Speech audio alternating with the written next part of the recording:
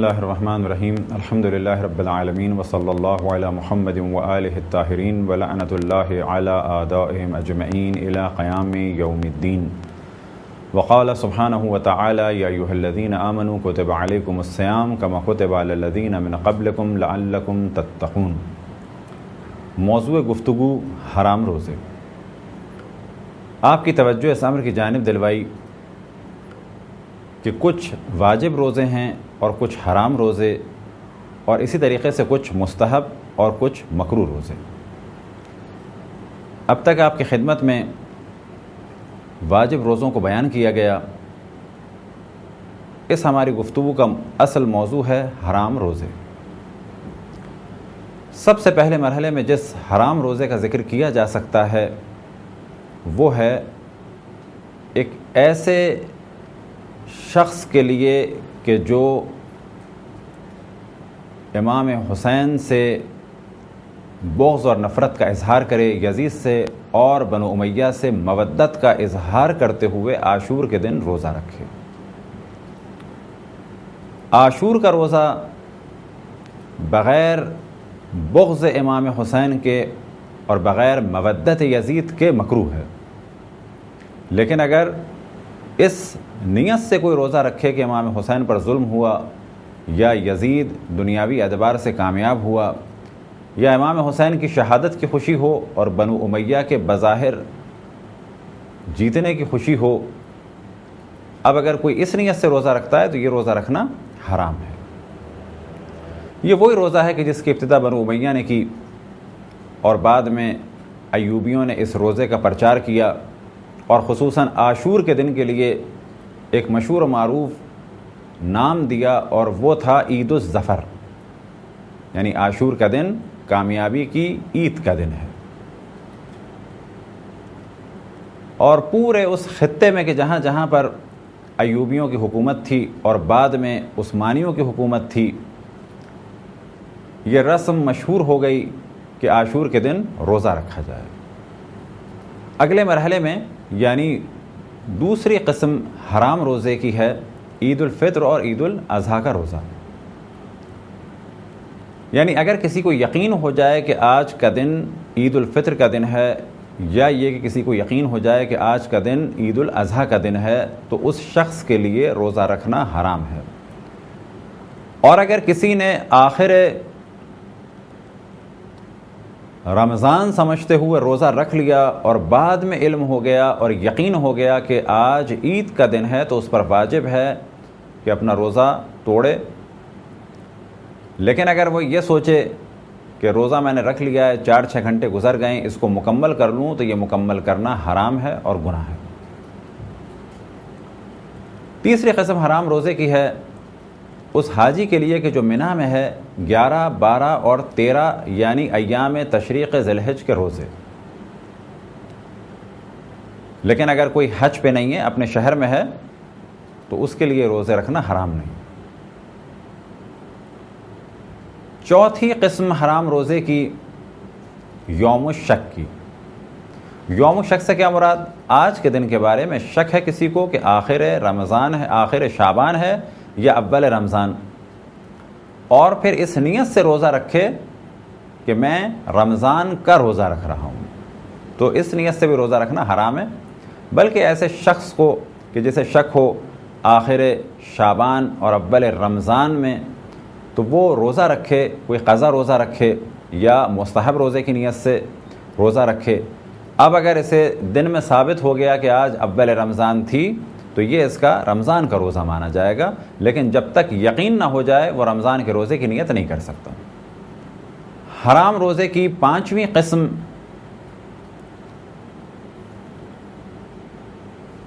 وہ یہ کہ اگر کوئی منت مانے کسی حرام کام کے لیے کہ اگر یہ کام ہو گیا تو میں روزہ رکھوں گا۔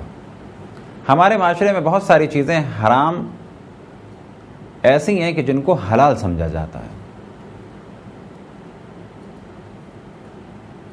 اور ایک بہت بڑی تعداد مسلمانوں کی، چاہے وہ شیعہ ہوں چاہے سنی ہوں، جب بھی حرام کی بات ہوتی ہے تو ان کے ذہن میں فقط شراب اور سور آ جاتا ہے۔ اس کے علاوہ بہت سارے کام ایسے ہیں جو ہمارے معاشرے میں حرام ہیں، مثال کے طور پہ رقص، موسیقی، گانا بجانا. فرض کریں کسی نے کوئی فلم بنائی یا کوئی گانوں کا البم تیار کیا اور اب وہ منت مان لے کہ اگر یہ میرا البم کامیاب ہوا یا یہ میری فلم کامیاب ہوئی تو میں ایک دن روزہ رکھوں گا. بس اس حرام کام کے لیے اگر منت مانی روزے کی تو یہ روزہ رکھنا بھی حرام ہے. البتہ اس جانب توجہ رہے اور انشاءاللہ بعد میں بھی منت اور نظر کی جانب توجہ دلائی جائے گی کہ منت اور نظر کے لیے ضروری ہے کہ زبان پر صیغے کو جاری کیا جائے. یعنی فرض کریں کہ کوئی شخص بیمار ہے اپنی صحت یابی کے لیے یا کسی شخص کا بچہ بیمار ہے اس کی صحت یابی کے لیے اگر وہ نظر کرنا چاہے تو اس کا طریقہ یہ ہوگا کہ اللہ سبحانہ و تعالیٰ کو مخاطب کرے کہ یا اللہ اگر میرا بچہ شفایاب ہو گیا، صحت مند ہو گیا تو میں ایک دن کا روزہ رکھوں گا. یہ ہوگی منت. لیکن فقط ذہن میں سوچ لینا یا کسی دوسرے نے ہماری جانب سے منت مان لی تو یہ نہ منت مانی جائے گی اور نہ ہی نظر مانی جائے گی. چھٹی قسم حرام روزے کی ہے صوم الصمت. یعنی اگر کوئی روزہ رکھے اس نیت سے کہ میں خاموش رہوں گا تو خاموشی کا روزہ رکھنا حرام ہے. اب چاہے وہ 1 گھنٹے کی نیت سے رکھے، چاہے 10 گھنٹے کی نیت سے رکھے، اور چاہے صبح سے شام تک یعنی اول فجر سے اول رات تک کی نیت کرے اور کہے کہ میں اس دوران نہیں بولوں گا، تو اس قسم کا روزہ یعنی صوم الصمت خاموشی کا روزہ حرام ہے. حرام روزے کی 7ویں قسم ہے صوم الوصال. صوم الوصال سے کیا معنی؟ یعنی ایسا روزہ جو ملا دیا جائے یا ملانے والا روزہ. اب یہاں پہ سوال ہوگا کیا ملانے والا اور کیا ملا دیا جائے؟ تو پہلے مرحلے میں تو وصل اور وصال کی جانب توجہ رہے کہ وصل کے معنی ملانا، اسی طریقے سے وصال کے معنی ملنا یا ملانا. اسلام میں جو روزے کے اوقات بیان ہوئے ہیں وہ اول فجر سے اول رات تک، وَأَتِمُّ الصِّيَامَ إِلَى اللَّيْلِ، اور روزے کو مکمل کرو رات تک. یعنی جیسی رات کی ابتدا ہو، وہ رات کی ابتدا کب ہوگی؟ مغرب کے بعد. لہذا ہمارے ہاں جو احتیاط کی جاتی ہے وہ فوراً غروب پر روزہ نہیں کھولا جاتا بلکہ انتظار کیا جاتا ہے کہ رات کی ابتدا ہو. تو یہ تو ہے اسلامی وقت، اول فجر سے اول رات تک. اگر کوئی ایسا روزہ رکھے کہ فجر سے فجر تک تو کہا جائے گا اس نے 2 فجروں کو ملا دیا، 2 فجروں کو وصل کر دیا. ایسے روزے کو کہا جائے گا یوم الوصال اور یہ روزہ حرام ہے. اسی طریقے سے اگر کوئی اس فجر کو اگلی مغرب تک، یعنی آج کے فجر سے اس مغرب تک روزہ ہونا چاہیے تھا لیکن یہ اس فجر سے اگلی مغرب تک کا روزہ رکھے، یعنی اس فجر کو ملا دے اگلی مغرب سے، یا یہ کہ روزہ رکھے مغرب تک اور پھر اس مغرب کو ملا دے اگلی مغرب تک، اور دونوں صورتوں میں نتیجہ ہوگا کہ روزہ 2 دن کا ہو گیا، تو یہ روزہ بھی حرام مانا جائے گا. 8ویں قسم حرام روزے کی کہ جب ماں باپ کو اذیت ہو اور ماں باپ نے اجازت نہ دی ہو اور ان کے بچے چاہے وہ لڑکی ہو چاہے وہ لڑکا ہو روزہ رکھیں. البتہ یہاں توجہ رہے کہ ماں باپ کی اجازت ضروری ہے، اور جب بھی ماں باپ کو اذیت ہو روزہ نہیں رکھ سکتے. لیکن کون سا روزہ؟ مستحب روزہ. لیکن اگر کسی کے ماں باپ کو اذیت ہو بچوں کے روزہ رکھنے سے ماہ رمضان میں، تو یہاں ماں باپ کی اذیت کو نہیں دیکھنا ہے. یا بالفاظ دیگر کہا جا سکتا ہے کہ جہاں بھی اللہ سبحانہ و تعالیٰ کا حکم ہے اس کے برخلاف اگر ماں باپ کا حکم ہو تو ان کی بات کو نہیں ماننا ہے. ممکن ہے کوئی کہے کہ مستحب روزے کا حکم بھی اللہ کا ہے، تو کہا جائے گا مستحب روزے واجب نہیں ہیں، مستحب روزے مستحب ہیں. اور مستحب کا معنی کیا؟ کہ اگر کر لیا کام تو بہتر ہے، لیکن اگر نہ کیا تو کوئی حرج نہیں. مثال کے طور پہ رجب کے روزے واجب نہیں ہیں. اب اگر کوئی بچہ رجب کے روزے رکھنا چاہے تو ضروری ہے کہ ماں باپ راضی ہوں اور ان کو اذیت نہ ہوتی ہو. بس اگر ماں باپ منع کر دیں اور ان کو اذیت ہوتی ہے اس روزے سے، تو کہا جائے گا اس بچے کے لیے کہ تم پر روزے رکھنا حرام ہے۔ وجہ کیا ہے کہ مستحب روزے واجب نہیں ہیں، لیکن اگر ماہ رمضان میں ماں باپ راضی نہ ہوں تو یہاں پر بچے کے لیے ضروری ہے کہ وہ روزے رکھے، البتہ جان بوجھ کے کوئی ایسا کام نہ کرے کہ جس سے والدین کو اذیت ہو، مثال کے طور پہ سحری پہ اٹھے اور اس طریقے سے اٹھے کہ ماں باپ کی آنکھ کھلے۔ اب اگر وہ بہت خاموشی سے اٹھتا ہے، بڑے آرام سے سحری کرتا ہے، لائٹ آن نہیں کرتا ہے، کسی قسم کا شور نہیں کرتا ہے، لیکن پھر بھی ماں باپ کہتے ہیں کہ روزہ نہ رکھو، ہمیں تمہارے روزے سے اذیت ہوتی ہے، تو ماہ رمضان کے واجب روزے یا کسی بھی واجب روزے کے بارے میں ماں باپ کا حکم نہیں ماننا ہے، بلکہ وہاں پر اللہ کے حکم کو مقدم کرنا ہے۔ حرام روزے کی نویں قسم ہے بیوی کا روزہ، جب اس روزے کی وجہ سے شوہر کو اذیت ہو یا اس کا حق پامال ہو اور شوہر راضی نہ ہو۔ البتہ یہاں بھی اس بات کو واضح کر دیا جائے کہ یہ گفتگو ہو رہی ہے ایسے روزے کے بارے میں کہ جو واجب نہیں تھا، لہذا پھر اس جانب توجہ دلائیں کہ جو گفتگو ہم نے بچوں کے روزے کے بارے میں کی کہ جب والدین کو اذیت ہو اور راضی نہ ہوں، تقریباً وہی موضوع ہے بیوی اور شوہر کے بارے میں، البتہ بیوی کے بارے میں احتیاط کی جاتی ہے کہ روزہ حرام ہے، لیکن کون سا روزہ کہ جب روزہ رکھنا واجب نہ ہو۔ بس اگر کوئی شوہر کہے کہ مجھے تمہارے روزے سے اذیت ہو رہی ہے رجب کے، تو یہاں اسے رجب کا روزہ نہیں رکھنا ہے، لیکن اگر شوہر کہے کہ رمضان کے روزے سے مجھے اذیت ہو رہی ہے، تو رمضان کے روزے کے بارے میں شوہر کی بات کو نہیں ماننا ہے، کیونکہ اللہ سبحانہ و تعالیٰ کا حکم ہے رمضان کے روزے کے بارے میں یا کسی اور واجب روزے کے بارے میں حکم ہے، لہذا وہاں اللہ سبحانہ و تعالیٰ کا حکم مقدم ہے، اور شوہر کی اجازت یا وہ راضی ہے یا راضی نہیں ہے، یا اسے اذیت ہو رہی ہے یا نہیں ہو رہی ہے، اس کا حق ضائع ہو رہا ہے یا نہیں ہو رہا، ماہ رمضان کا روزہ ہر حال میں رکھنا ہے۔ حرام روزے کی 10ویں قسم ہے مسافر کا روزہ، لیکن کون سا مسافر؟ انشاءاللہ قصر کے مسائل جب بیان ہوں گے، اگر اللہ سبحانہ و تعالیٰ نے توفیق دی، یا یہ کہ آپ حضرات توضیح المسائل میں دقت کریں کہ جب بھی نماز قصر ہو جائے اور جب بھی روزے قصر ہو جائیں، البتہ نماز اور روزے قصر ہونے کی شرائط ہیں، یعنی جب بھی وہ شرائط پائی جائیں اور نماز اور روزہ قصر ہو جائے تو ایسے مسافر کے لیے روزہ رکھنا حرام ہے۔ حرام روزے کی 11ویں قسم ہے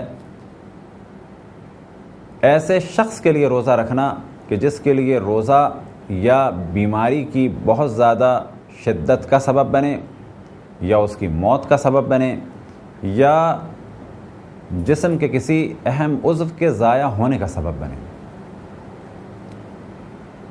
فرض کریں کہ روزہ رکھتا ہے اور وہ یہ جانتا ہے کہ میری شوگر اتنی زیادہ کم ہے کہ اگر میں روزہ رکھوں گا تو میری موت واقع ہو جائے گی، اس کے لیے روزہ رکھنا حرام ہے۔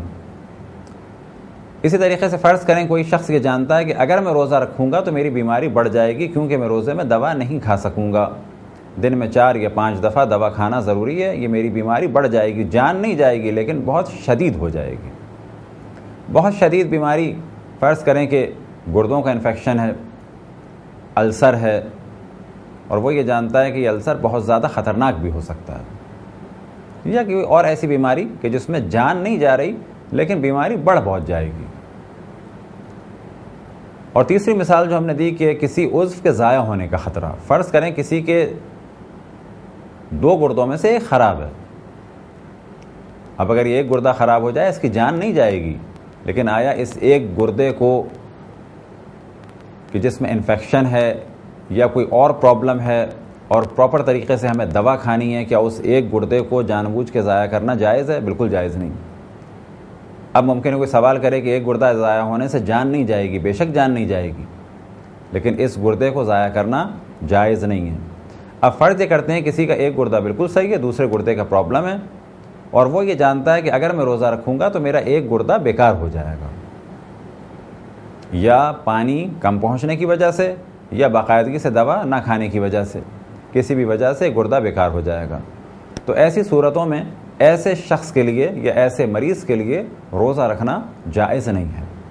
البتہ معمولی سے نزلے بخار میں یا کھانسی میں کہ جب دوا سحری میں بھی کھائی جا سکتی ہو، افطار میں بھی کھائی جا سکتی ہو، اور پھر آدھی رات کو بھی کھائی جا سکتی ہو، اور عام طور پہ یہ انفیکشن خود بخود بھی ختم ہو جاتے ہیں، کیونکہ بعض انفیکشن، وائرل انفیکشن بغیر دوا کے بھی ختم ہو سکتے ہیں، لیکن اگر کوئی معمولی سی بیماری ہے، معمولی سی حرارت ہے یا معمولی سی کمزوری ہے، اس کو بیماری نہیں مانا جائے گا۔ یہ ایک معمولی سی کمزوری، معمولی سی بیماری، اگر اس بیماری میں مریض یہ سمجھتا ہے کہ میں روزہ رکھ سکتا ہوں تو اس پہ روزہ رکھنا واجب ہے۔ لیکن فرض کریں کہ آپ کو ہلکی سی کھانسی ہے اور ڈاکٹر سے آپ پوچھیں کہ کیا میں روزہ رکھوں، تو ڈاکٹر فوراً کہہ دے آپ سے کہ روزہ نہ رکھیں، تو یہاں پر ڈاکٹر کی بات نہیں ماننی ہے، کیونکہ بیماری بہت معمولی سی اور کھانسی وغیرہ کا مسئلہ ہے۔ آپ کو یہ اگر علم ہے کہ روزہ میں رکھ سکتا ہوں تو آپ پر روزہ رکھنا یہاں پر واجب ہے۔ لیکن جیسے گردوں کا مسئلہ ہے اور آپ کو نہیں معلوم کہ گردہ آپ کا کس مرحلے میں ہے اور کتنا خطرناک ہے، یہاں اگر ڈاکٹر کہتا ہے گردہ آپ کا بہت زیادہ ڈیمیج ہو چکا ہے، گردے میں بہت زیادہ پرابلم ہے، بھوکا رہنا پیاسا رہنا آپ کے لیے خطرناک ہے، تو اس جگہ پر ڈاکٹر کی بات مانی جائے گی۔ لیکن اس جگہ پر کہ جو سادہ سا مرض ہے اور ہم یہ جانتے ہیں کہ ہمارے لیے خطرناک نہیں ہے، وہاں پر ڈاکٹر کی بات نہیں ماننی ہے۔ یہ چند اقسام آپ کے سامنے بیان ہوئی حرام روزوں کی۔